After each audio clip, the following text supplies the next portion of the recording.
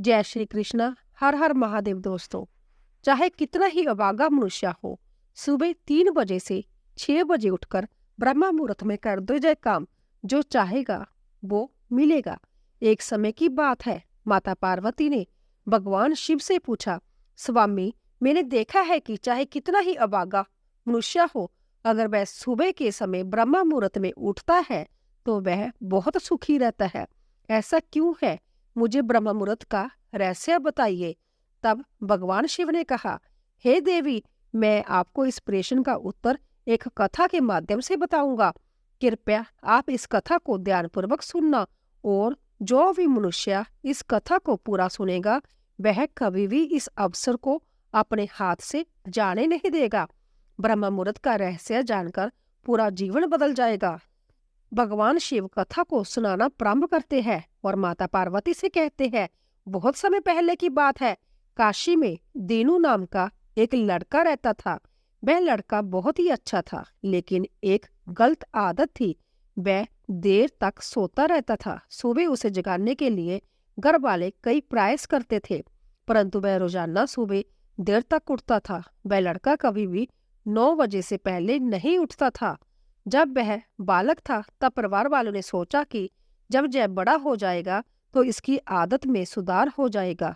परंतु वह लड़का जैसे जैसे बड़ा होता गया, उसकी यह आदत और भी ज्यादा गहरी होती चली गई। दुनिया इधर से उधर हो सकती थी, लेकिन वह लड़का कभी भी जल्दी नहीं उठ पाता था। उसके पिता उसकी इस आदत से बहुत ज्यादा परेशान रहने लगे थे। उस लड़के को ढेरों नकारात्मक शक्तियों ने घेर लिया था। वह सभी को पलटकर जवाब देता था और दिन भर उदास रहता था। इसका असर उसके स्वास्थ्य पर भी पड़ रहा था। जब उस लड़के को यह पता लगा कि उसके सारे मित्र सफलता को प्राप्त कर चुके हैं, तब वह और भी ज्यादा चिंतित हो गया और ईश्वर को कोसने लगा। वह बार बार यही कहता था कि मेरी किस्मत ही खराब है। परंतु उसके पिता अच्छी तरह से जानते थे कि उस लड़के के असफल होने के पीछे क्या कारण है। भगवान शिव ने कहा है, हे देवी, फिर एक दिन की बात है, उसके पिता को किसी सन्यासी के बारे में पता चला। उसने तुरंत अपने बेटे की समस्या को लेकर उसी सन्यासी के पास जाने का निर्णय लिया। सन्यासी को बेटे की आदतों के बारे में बताया और सन्यासी ने कहा कि कल आप अपने बेटे को इस आश्रम में आने को कहिए। फिर उस लड़के का पिता अपने घर की ओर चला गया। उसे पता था कि अगर वह सीधे तरीके से अपने बेटे को सन्यासी से मिलने के लिए कहेगा तो वह कभी तैयार नहीं होगा। उसने अपने बेटे को अपने पास बुलाया और कहा, तुम्हारे सारे मित्र जीवन में सफलता प्राप्त कर चुके हैं, क्या तुम सफल नहीं होना चाहते हो? लड़के ने उत्तर दिया कि जरूर पिताजी, परंतु जब भी मैं अपने मित्रों से उनकी सफलता का रहस्य पूछता हूँ तो वह मुझे कुछ नहीं बताते हैं। भगवान शिव ने कहा, हे देवी, फिर उसके पिता ने कहा कि मुझे यह रहस्य पता चल गया है कि वह सभी क्यों सफल होते जा रहे हैं। तब उस लड़के ने बड़ी उत्सुकता से पूछा, क्या पता चल गया है पिताजी? कृपया करके आप मुझे बताइए। उसके पिता ने कहा कि कल सुबह तुम्हें एक सन्यासी के आश्रम में जाकर उनसे मिलना है। यदि तुम वहां पर समय से पहुंच गए तो वह सन्यासी तुम्हें ऐसा मंत्र बताएंगे जिससे तुम सफल हो जाओगे। परंतु एक समस्या है। लड़के ने कहा कि पिताजी, मैं कल पूरी रात जागता रहूंगा और सुबह सन्यासी से मिलकर आऊंगा। उसके पिता ने कहा कि ठीक है, तुम वहां जाकर उस सन्यासी की आज्ञा को मानना। पिता की बात सुनकर वह लड़का बहुत अधिक खुश हुआ। जीवन में पहली बार रात्रि में वह जागता रहा, परंतु थोड़े ही समय में उसे नींद आ गई और वह सो गया। फिर अगली सुबह जब वह उठा तो उसे पता चला कि सन्यासी से मिलने का समय समाप्त हो चुका था। उसके पिता ने लड़के की तरफ देखा और कहा कि तुम जीवन में कभी सफल नहीं हो पाओगे, जाओ और जाकर सो जाओ। पिता की यह बात सुनकर उस लड़के को बहुत दुख हुआ। उसने मन संभय को चुनौती दी कि कल सुबह वह सन्यासी से मिलने अवश्य जाएगा। उसने अपने पैर में एक छोटा सा घाव बना लिया, जिससे दर्द के कारण उसे रात भर नींद नहीं आई। भगवान शिव ने कहा, हे देवी, ये ऐसा पहला अवसर था जब उसने अपने जीवन में पहली बार सूर्य उदय देखा था। वह तुरंत ही तैयार होकर सन्यासी से मिलने के लिए चला गया। आज उसका अनुभव कुछ अलग ही था। वह बेहद शांत महसूस कर रहा था।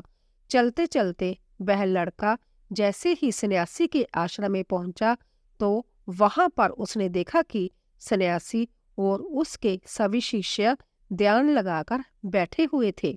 भगवान शिव ने कहा, हे देवी, फिर जब ध्यान का समय समाप्त हुआ तब लड़का उस सन्यासी के पास पहुंचा और उन्हें प्रणाम करते हुए बोला कि आपके पास कोई ऐसा मंत्र है जिससे मैं सफल हो सकता हूँ? कृपया करके मुझे वह मंत्र बताइए। मैं भी अपने मित्रों के समान सफल होना चाहता हूँ और अच्छा जीवन जीना चाहता हूँ। भगवान शिव ने कहा, हे देवी। फिर सन्यासी मुस्कुराए और बोले, अच्छा, तो तुम वही बालक हो। तुम्हारे पिताजी मुझसे मिलने आए थे और उन्होंने तुम्हारे विषय में मुझे सब कुछ बता दिया था। मैं तुम्हें वह मंत्र अवश्य बता देता, परंतु अब लड़के ने जैसे ही परंतु शब्द सुना तो लड़का घबरा गया। उसने पूछा, परंतु क्या गुरुदेव जी? तब सन्यासी बोला, मैं तुम्हें वह मंत्र बताऊंगा, परंतु अगले 21 दिनों तक तुम्हें मेरी आज्ञा माननी होगी। मैं तुम्हें वह मंत्र 21 दिनों के बाद बताऊंगा। तब तक मैं तुमसे जो भी कार्य कहूंगा तुम्हें वह करना होगा। यदि तुम असफल हुए या कार्य के बीच में तुम्हारा संकल्प टूट गया तो उस मंत्र का असर नहीं होगा। दृढ़ निश्चय के साथ उस लड़के ने कहा कि मुझे आपकी सारी आज्ञा स्वीकार है। मैं अगले 21 दिनों के लिए आपका दास हूँ। आप जो भी कहेंगे मैं वही कार्य करूँगा। मुझे केवल और केवल उस मंत्र के बारे में जानना है। भगवान शिव ने कहा, हे देवी। फिर सन्यासी ने उस लड़के से कहा कि ठीक है, कल से तुम्हारा कार्य शुरू होगा। तुम इसी आश्रम में निवास करोगे। वह लड़का आश्रम में निवास करने के लिए तैयार हो गया। सन्यासी ने कहा कि जहाँ रहते हुए तुम्हें ब्रह्मा मुहूर्त में उठना होगा और दूसरे शिष्यों की तरह ध्यान और तप करना होगा। साथ ही आश्रम के कार्यों में भी सहायता करनी होगी। ध्यान रहे, यह संकल्प टूटना नहीं चाहिए। भगवान शिव ने कहा, हे देवी। अब लड़का सन्यासी की बात से सहमत हो गया और अगले दिन से उसके कार्य के दिन की शुरुआत थी। इस बार उसने दृढ़ निश्चय किया था, परंतु 1 सप्ताह बीतने के पश्चात ही उसका संकल्प टूट गया और वह 8वें दिन देर तक सोता रहा। जब वह नींद से जागा तो उसने कहा कि मुझसे कितनी बड़ी भूल हो गई है। वह रोते हुए सन्यासी के पास पहुंचा और कहने लगा कि हे गुरुदेव, मेरा संकल्प टूट गया है। अब मैं जीवन में कभी सफल नहीं हो पाऊंगा। सन्यासी ने उसे समझाते हुए कहा कि एक बार फिर से शुरुआत करो, फिर से संकल्प करो। फिर लड़के ने सन्यासी से पूछा कि सुबह उठना इतना आवश्यक क्यों होता है और जहां पर सभी लोग इतनी जल्दी क्यों उठ जाते हैं? भगवान शिव ने कहा, हे देवी। तब सन्यासी ने लड़के को समझाते हुए कहा कि सुबह जाने ब्रह्म मुहूर्त में उठने के पीछे बहुत बड़ा विज्ञान छुपा हुआ है। लड़के ने कहा कि कृपया मुझे वह विज्ञान बताने की कृपा करे। सन्यासी ने कहा कि रात्रि को 4 पहर में बांटा गया है। पहला रुद्र काल, जिसका समय शाम 6 बजे से लेकर 9 बजे तक होता है। दूसरा राक्षस काल, जिसका समय रात्रि 9 बजे से 12 तक होता है। तीसरा गंधर्व काल, जिसका समय रात्रि 12 बजे से 3 तक होता है। और सबसे अंत में जो पहर आता है उसे मनोहर काल कहते हैं। इस समय को ब्रह्म मुहूर्त या अमृत वेला के नाम से भी जाना जाता है। इसका समय भोर में 3 बजे से सुबह 6 बजे तक होता है। यह वह समय होता है जब पूरे संसार के नकारात्मक शक्तियां निष्क्रिय अवस्था में होती है और सकारात्मक शक्तियां सक्रिय होती है। ब्रह्म मुहूर्त में अर्थात देव मुहूर्त में, ब्रह्म मुहूर्त का अर्थ देवताओं का समय होता है। भगवान शिव ने कहा, हे देवी। वह सन्यासी आगे कहता है, इस समय देवता धरती पर विचरण कर रहे होते हैं और जागृत मनुष्य पर उनका बड़ा ही सकारात्मक प्रभाव पड़ता है। ब्रह्म मुहूर्त ऐसा समय है जिसमें मनुष्य का मस्तिष्क बिल्कुल खाली होता है, जिसमें किसी प्रकार के कोई विचार नहीं होते हैं। और जब इस समय व्यक्ति अपने पुस्तक खोलकर पाठ का अध्ययन करते हैं तो उन्हें सब कुछ जल्दी जल्दी याद भी होता है और यह लंबे समय तक याद रहता है। यह ऐसा समय है जिसमें हम ज्ञान को समझाने का प्रयास करते हैं। इस कारण आश्रम के सभी शिष्य और संसार में बहुत से ज्ञानी लोग ब्रह्म मुहूर्त में ही उठ जाते हैं। प्राचीन काल में रोशनी का कोई स्रोत न होने के कारण लोग अपने दिन का समापन सूर्य अस्त के साथ और आरंभ सूर्य उदय के साथ करते थे। यह एक तरीका है जिससे मानव जीवन प्रकृति के साथ तालमेल बनाकर चलता है। भगवान शिव ने कहा, हे देवी। फिर उस लड़के ने कहा कि ठीक है, मैं कल से अपना संकल्प फिर से शुरू करता हूँ, परंतु ब्रह्म मुहूर्त में उठकर मुझे क्या क्या करना चाहिए। तब सन्यासी ने कहा कि ठीक है, मैं तुम्हें बताता हूँ कि ब्रह्म मुहूर्त में क्या करना चाहिए और कैसे करना चाहिए। सबसे पहले उठकर धरती माता पर पांव रखने से पहले धरती माता को प्रणाम करना चाहिए और अपनी दोनों हथेलियों को देखना चाहिए और ईश्वर को धन्यवाद देना चाहिए कि उन्होंने तुम्हें आज का सूर्योदय देखने का अवसर दिया है। इसके बाद नित्य कर्म और स्नान करने से शरीर की ही नहीं बल्कि मन की शुद्धता भी बढ़ती है। स्नान करने के पश्चात ध्यान की प्रक्रिया होती है। ब्रह्म मुहूर्त में ध्यान की अवधि 21 दिन तक होती है।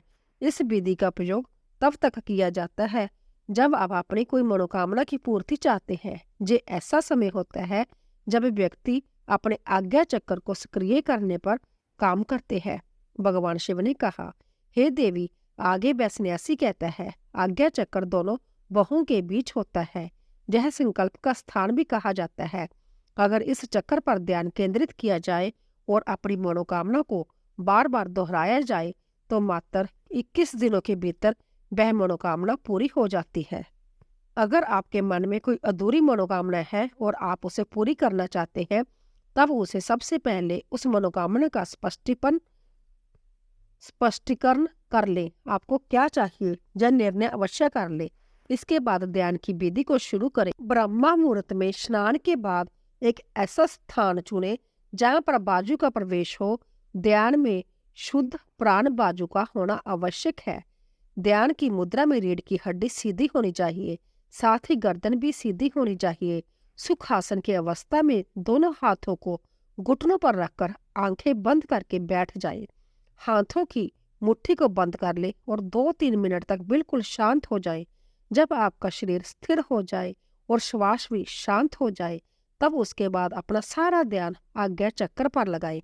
इस दौरान लंबी गहरी सांस ले और सांस को रोककर रखें। इस सांस में आप अपनी इच्छा को मन ही मन दोहराए और अपने मन में इष्ट देव और देवी देवताओं और गुरुजनों का चिंतन करें। भगवान शिव ने कहा, हे देवी। उस सन्यासी ने कहा, जब सांस को रोकना कठिन हो जाए तब धीरे धीरे सांस को बाहर की ओर छोड़ो। सांस को नाक से भरे और मुख से बाहर छोड़े। इस प्रक्रिया को 3 से 4 बार प्रतिदिन दोहराएं। ऐसा प्रतिदिन करने से आपकी जो मनोकामना है वह अवचेतन मन तक अवश्य पहुंच जाएगी और इच्छा पूर्ति जल्दी होगी। आज्ञा चक्र सक्रिय होता है और हमारी आज्ञा को पूरा करता है। सांस को रोककर रखने के दौरान शरीर में आपातकाल की स्थिति हो जाती है, जिससे कि आप बेकार की बातें सोचने और विचार करने से बचते हैं। ब्रह्म मुहूर्त के समय ईश्वर की विशेष कृपा होती है और कोई भी व्यक्ति अपनी मनोकामना को इस समय दोहराता है तो उसकी इच्छा जल्द से जल्द पूरी हो जाती है। भगवान शिव ने कहा, हे देवी। इस प्रकार सन्यासी ने उस लड़के को ब्रह्म मुहूर्त का महत्व बताया। अगले 21 दिनों तक उस लड़के ने बड़े ही मन के साथ इस प्रक्रिया को अपनाया। अब वह बहुत ही ज्यादा अनुशासित और शांत स्वभाव का बन चुका था।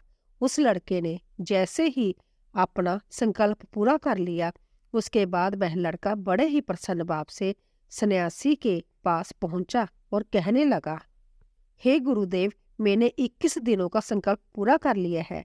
अब कृपया मुझे सफल होने का मंत्र बताइए।